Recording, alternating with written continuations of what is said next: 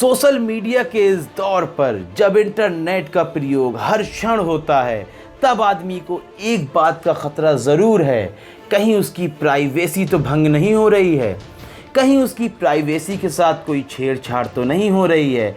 इसका फ़र्क निम्न वर्ग के लोगों को शायद ही कम पड़ता है, लेकिन एक ऐसा बहुत बड़ा वर्ग है जो प्राइवेसी को लेकर लगातार सचेत रहता है, चाहे वह सोशल मीडिया हो या फिर इंटरनेट पर किया जाने वाला कोई भी कार्य हो।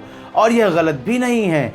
जिस तरह से विश्व भर में साइबर क्राइम बढ़ते जा रहे हैं और डेटा चुरा लिया जाता है, यहाँ तक कि कई निजी कंपनियों द्वारा और सरकार के द्वारा भी व्यक्ति का पर्सनल डेटा बेच दिया जाता है। इससे कई प्रकार के नुकसान होते हैं, कई प्रकार की परेशानियों का सामना करना पड़ता है।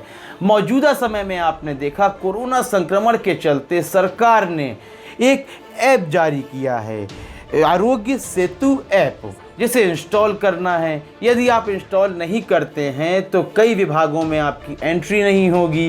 रेलगाड़ी और बसों से यदि आपको अपने गृह राज्य तक जाना है तो भी आपको इस ऐप की आवश्यकता पड़ने वाली थी।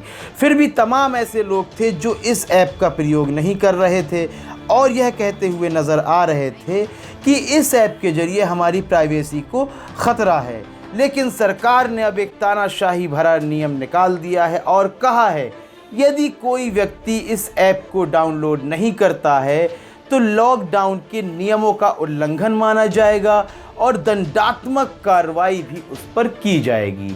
जहां सरकार को अपने नागरिकों के सामने एक पारदर्शिता रखनी थी और यह कहना था कि यह ऐप बिल्कुल सुरक्षित है और यह काम केवल मुंह से कहने से नहीं चलता, बल्कि इसे प्रयोगात्मक रूप पर जनता के सामने पेश करना पड़ता। लेकिन सरकार इन सभी बातों को दरकिनार करते हुए यह कह रही है कि यदि यह ऐप आप डाउनलोड नहीं करते हैं, आपके मोबाइल में नहीं होता है, तो आप पर दंडात्मक कार्रवाई होगी। यानी कि हम आपके पर्सनल डेटा का, आपकी प्राइवेसी की हमें कोई भी फिक्र नहीं है, उसका क्या होता है यह आप ही जानें। लेकिन इस ऐप को डाउनलोड अवश्य करना है, आपके मोबाइल फ़ोन पर होनी चाहिए। क्या इस पर सरकार कोई अपनी चाल को, अपने मंसूबे को अंजाम देने वाली है? इस संबंध में हमें आपकी राय की बहुत ही आवश्यकता है। आपकी राय महत्वपूर्ण है। SPN 9 के लिए फरहान उद्दीन की रिपोर्ट।